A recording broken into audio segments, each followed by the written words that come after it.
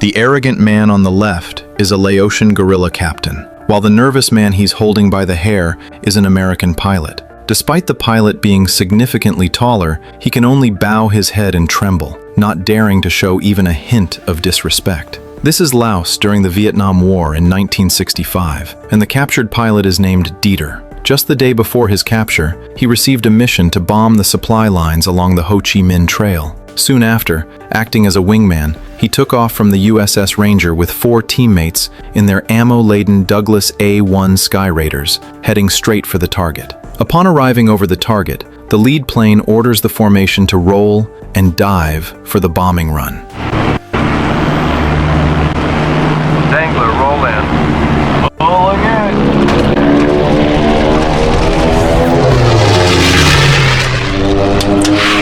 However, as Dieter dives rapidly to drop his bombs, his lack of experience causes him to fly too low, and he is caught in the blast fragments of his own explosives. Dieter frantically calls for help while glancing at his damaged wing, pulling the stick with all his might to climb and find a way to survive. But the warplane has already stalled severely, and the damaged wing suddenly snaps during the subsequent violent vibrations. Seeing this, the captain screams over the radio, ordering him to bail out, but Dieter stubbornly shouts back that he won't jump, trying to salvage the last bit of his dignity on his first mission. The moment the words leave his mouth, the warplane roars and plunges into the rice paddies below, instantly disintegrating and breaking into 2 pieces.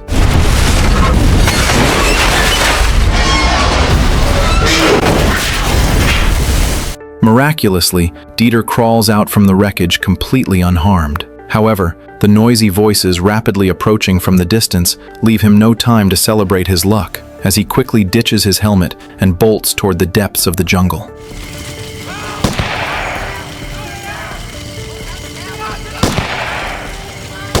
After putting some distance between them, Dieter instinctively wants to dive into a thick thicket, but in a flash of inspiration, he alertly doubles back and chooses to hide under some banana leaves that seem more obvious. This strategy actually allows him to narrowly evade the first wave of the search party. The first thing he does after escaping the immediate danger is to hurl his portable radio and sidearm deep into the dense grass, carefully covering his tracks. He firmly remembers the colonel's warning. The North Vietnamese forces once used captured American radios to lure rescue teams into ambushes, so if shot down with the enemy closing in, he must ditch the radio and never fire his weapon. Relying on his jungle survival training, Dieter knows this is going to be a long journey of survival, and he must collect any useful items along the way until he is rescued. However, a fatal oversleeping session and the unexpected appearance of 2 nearby villagers cause him to miss the best opportunity to signal a rescue helicopter. By the time the villagers leave, he rushes to high ground,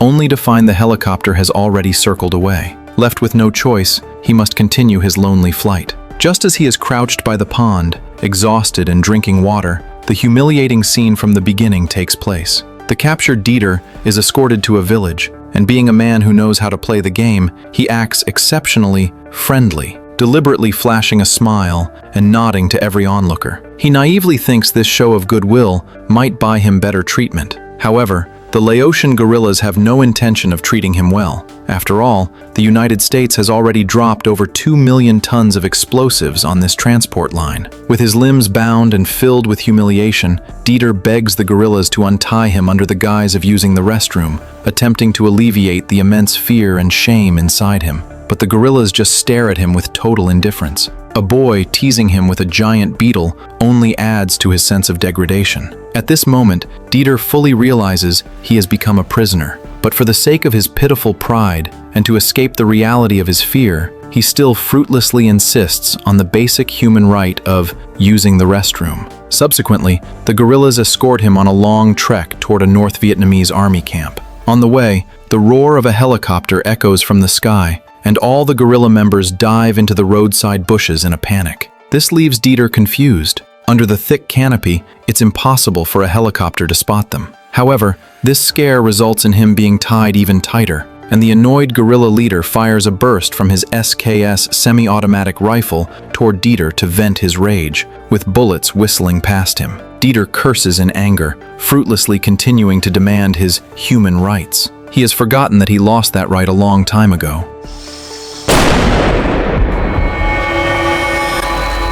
Eventually, Dieter is brought before a villa, where a seemingly kinder Vietnamese officer hands him a document condemning American aggression in Vietnam and demands his signature. But Dieter claims he loves his country, and that the dream of flying was given to him by America, so he flatly refuses. The governor's face turns grim, and he waves his hand for the guerrilla leader to take him away. Facing this refusal to cooperate, Dieter is met with a series of brutal tortures. First, his feet are tied, and he is dragged through the streets by an ox, while the Laotian locals mock and jeer from the sidelines. Next, he is hung upside down from a tree for an entire day. Even more revoltingly, the guerrillas hang a massive ant nest right on his face. Dieter, who once fantasized about trading flattery for kindness, is now in total despair. Yet this is only the beginning of hell, as the abuse begins to escalate step by step. But carrying the obsession of going home, Dieter soon manages to pull himself together. A few days later, he is escorted deep into the rainforest to a makeshift POW camp.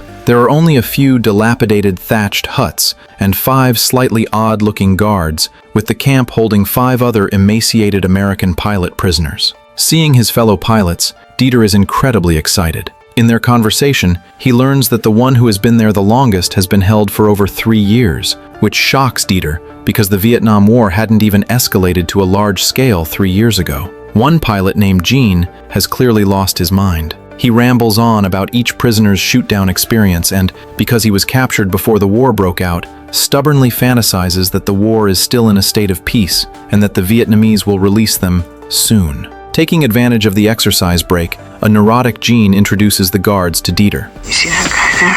We call him Little Hitler for a very good reason. He is the worst. This one we call Jumbo. Oh, wow. This is the first smile I've seen since I was shut down. Yeah, and he is in fact one of the only truly nice guys here. This Rook right here, and he's also very much not a nice guy. What is his problem? It's hard to keep people on. His problem is he's crazy horse. That's what we call him, and he is a bastard. And I just cannot stand him. This walkie-talkie. Walkie-talkie? We call him that because he does not speak. Never. Back in the cell, Dieter tells his cellmates the truth, that the war has long since broken out. This news hits them like a sledgehammer, leaving everyone discouraged as they realize they might be imprisoned until the war ends. Only Gene remains immersed in his fantasy, firmly believing the Geneva Convention will eventually be enforced, and advising everyone to wait patiently for a prisoner exchange. Dieter takes a clear and opposite stance, optimistically and firmly planning to escape that very night, because, facing this camp made of bamboo with lax security, he assumes escaping will be a piece of cake. Gene immediately opposes him fiercely, worried that Dieter's escape will bring trouble to everyone left behind. Another prisoner, Duane, gives a serious warning. The real prison isn't these huts, but the entire peril-filled rainforest, which is short on water and crawling with venomous snakes and wild beasts, meaning Dieter wouldn't survive 2 days. Furthermore, the rainy season suitable for escape is still 6 months away. But these warnings don't shake Dieter's resolve at all, as he still optimistically states he must run tonight. My intestines out. You just sit right on my hand again. Facing the heavy, interconnected shackles at night, the cellmates have been suffering like this the whole time. However, with Dieter's arrival, he is about to change everything, using nothing more than a single nail. During a meal, he signals his cellmates to scatter and distract the guards while he quietly approaches a nail on a post. Seeing only Jumbo left nearby, Dieter pretends to borrow some toothpaste and nimbly reaches out to twist the nail. And with Jumbo's simple and friendly response, Dieter gets it easily. Like you have me. Okay.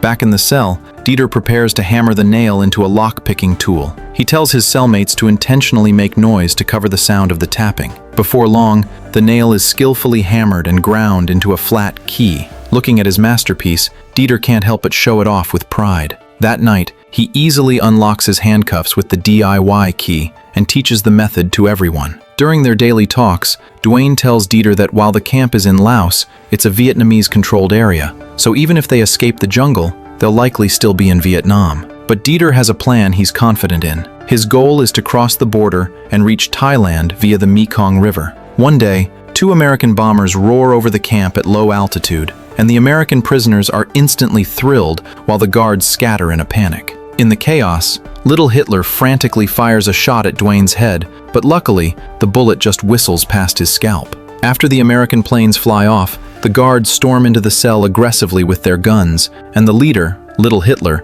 wastes no time putting a Type 56 automatic rifle to Dieter's head. Dieter freezes instantly, forced to squeeze out a flattering smile to keep his cool. The hideous little Hitler pulls the trigger, but luckily there was no round in the chamber. Watching the toyed-with prisoner, little Hitler grins with pride, regaining the face he lost during his earlier panic.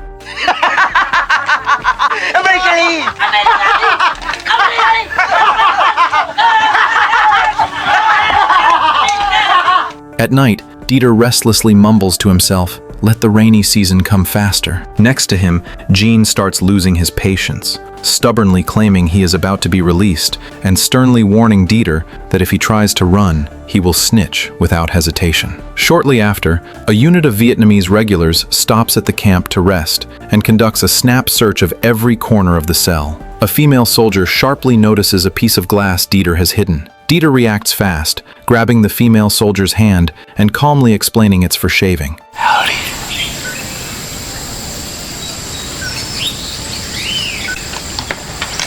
After the Vietnamese soldiers leave, another accident occurs. Crazy Horse accidentally misfires his French MAT-49 submachine gun while playing with it.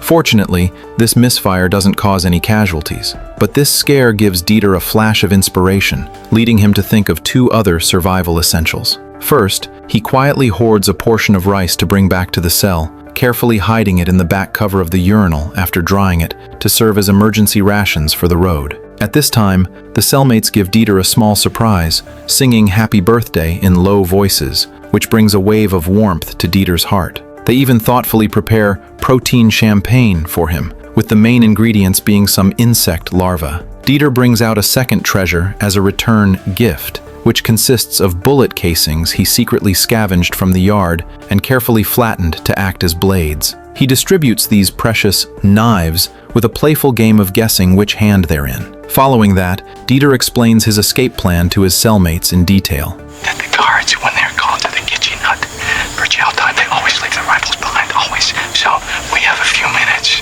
before they return for their rifles. Dieter's plan seems highly persuasive, and the next day, everyone begins to observe the guards' routines more closely and rehearses the details of the mission repeatedly. As time passes, a famine hits the camp, and the prisoners' daily rations consist only of bugs the guards scavenge from the rainforest and some foul-smelling animal entrails of unknown origin. Facing such food, everyone looks disgusted and can't bring themselves to put it in their mouths. However, only Dieter eats it in large gulps without hesitation, knowing that if he wants to make it home alive, he must endure the discomfort to maintain his strength and mindset. Jumbo occasionally sneaks the prisoners a little extra food, and although the portions are tiny every time, this small kindness will save his life in the future.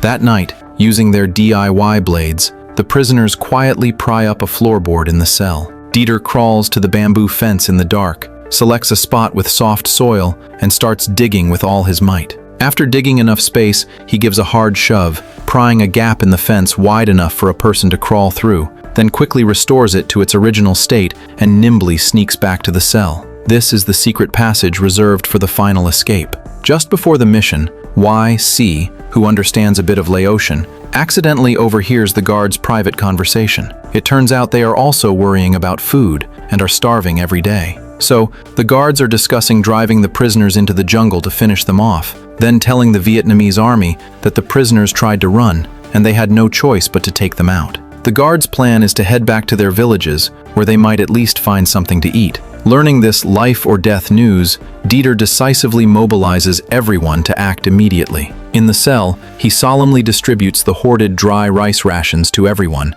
and recaps the action details they've practiced countless times for the last time. At noon, while the guards are focused on eating, they leap into action. First, Dieter successfully gets his hands on an SKS semi-automatic rifle and a Type 56 automatic rifle. Then he goes deeper, taking the MAT-49 submachine gun as well. After distributing the guns to his cellmates, they immediately split up to flank the guards while they are eating. Due to extreme nerves, Duane vomits violently halfway through. Dieter remains incredibly calm, bracing his gun and lunging out from behind cover. The guards are caught off guard and freeze for a second before frantically trying to fight back. Dieter pulls the trigger without hesitation. However, to his fury and shock, Jean and 2 others don't show up at the flanking positions as planned, allowing 2 guards to escape into the edge of the jungle in the chaos.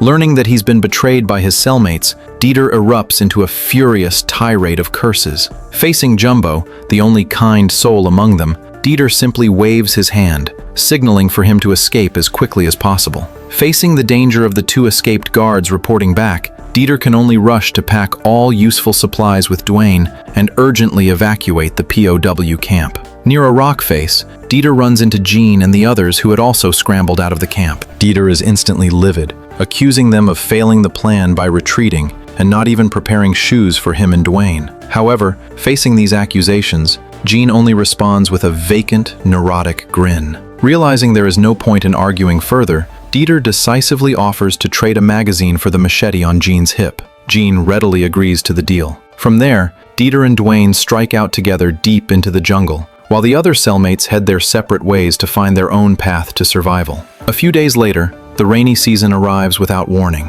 Dieter and Duane huddle under massive banana leaves, sharing the last of their dried rice rations in the pouring rain. But as the saying goes, misfortunes never come alone. A sudden rainstorm triggers a massive landslide, and they are instantly swept away by the mud and debris. The mudslide swallows them whole, and the last of the rations they relied on to stay alive vanishes into the murky flow. Days later, Dieter is thrilled to spot mist rising over a canyon, and he and Duane realize at the same time that it must be the water vapor from the Mekong River. Hope is rekindled, and they use their machete to hack through the thick brush, struggling but determined to reach the canyon. Sure enough, they eventually stumble upon a rushing river. Using branches scavenged from the riverbank, they quickly lash together a makeshift bamboo raft and begin drifting downstream with high expectations. But the good luck doesn't last long. Duane notices the sound of the water becoming dangerously loud and turbulent, and they realize a waterfall or cliff is likely right ahead.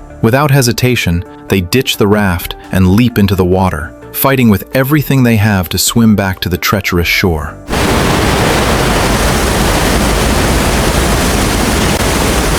After that, the relentless rain continues almost without end. The freezing water not only soaks their bodies, but seems to extinguish the last sparks of hope in their hearts. Even worse, the leeches clinging to their bodies begin to torture their nerves every second of the day. One day, Dieter alertly covers the mouth of the sleeping Duane and gestures for him to look ahead. Out on the river, a local farmer is focused on casting his net for fish. The 2 of them hold their breath, not daring to move an inch, knowing that if they startle him, their location will be totally blown. Later, Dieter finds a ragged, discarded leather shoe by the river. Even though the side is split and it's impossible to wear properly, he treats it like a treasure. He turns to the exhausted Duane and shows him the find.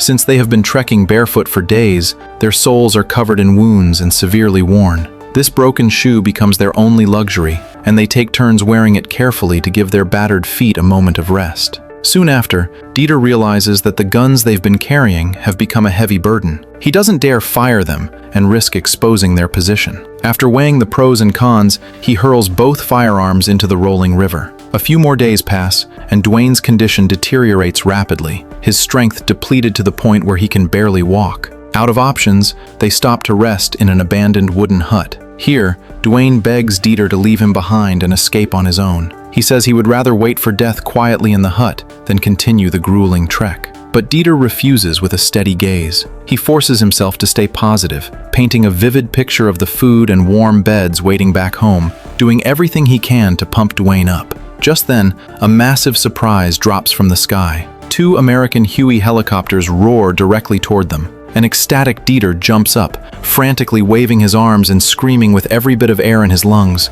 his voice a mix of joy, and sobbing. The helicopters get closer and closer, and he feels like he could almost touch them. However, his tattered clothes have blended perfectly with the surrounding vegetation, making him invisible to the pilots. The helicopters pass over them without noticing a thing and fade into the distance. Dieter's raised arms freeze in midair, and his joy turns into a roar of pure rage. Stop! You idiots! Where are you going? Witnessing this, Duane's spirit completely breaks, and he soon slips into a state of hazy hallucinations. Keep your voice down. Duane. Dieter. Duane. The guards are coming. Keep your voice down. They're coming. Dieter quickly regains his composure. Using techniques he learned from the locals, he manages to start a fire. He gambles that the rescue birds might return the way they came, so he decisively torches the abandoned hut. He hopes the towering flames and thick smoke will catch their attention. The surprise happens again. This time, the helicopter catches the unusual fire on the ground and circles back, lowering its altitude.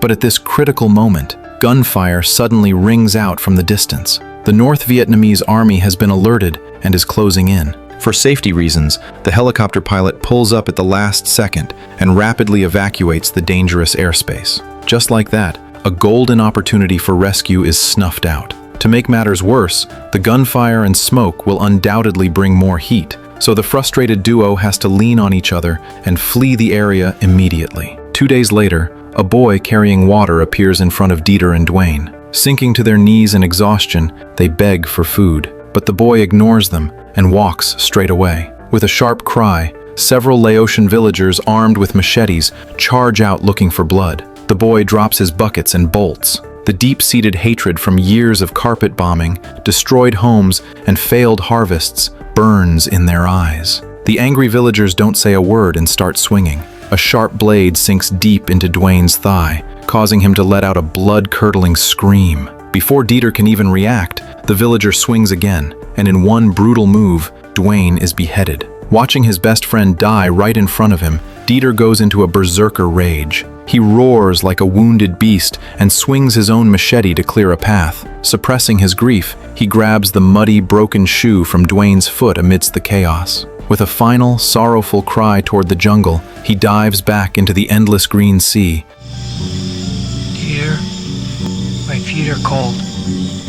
Without looking back. In the days that follow, Dieter treks through the jungle alone, constantly evading search parties. However, Duane's tragic end didn't break his will. The thought of surviving until rescue becomes the only fire burning in his heart. When Duane's hallucination appears in the darkness once again, Dieter calmly rests a hand on his shoulder, rambling about his day, and even generously offering to give the broken shoe back to him. One day, Dieter's eyes turn sharp like a predator as he locks onto a winding water snake. Waiting for the perfect moment, he strikes like lightning and grabs the tail. Starving and no longer caring about the smell of blood, he bites down hard on the snake and begins to feast. Right then, an American recon plane roars through the sky. Dieter grabs a nearby banana leaf and waves it with the last of his strength. The first time the plane passes, his heart sinks into his stomach. But when it miraculously circles back, hope explodes in his chest, and he waves the leaf even more frantically. Finally,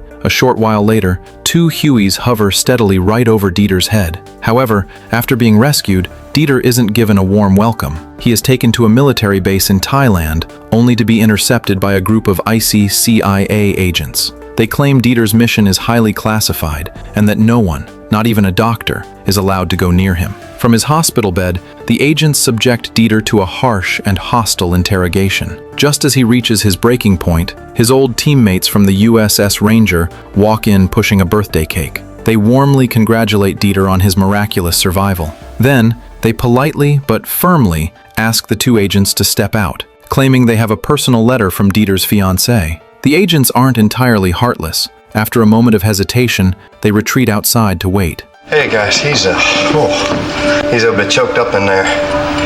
You mind giving him just a couple minutes to sort of pull himself together? Yeah, should be fine. We'll give it a few minutes.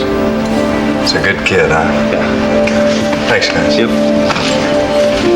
Dieter was a brave, optimistic, and resilient lieutenant who never bowed to fear. As he says in the film, "When I was a kid, enemy planes bombed us, and it was deafening, but I thought those pilots were magnificent. Since then, flying became my lifelong dream." That journey to chase his dream led him through this unforgettable story. This film is based on a true story. Like and follow, and I'll see you in the next one.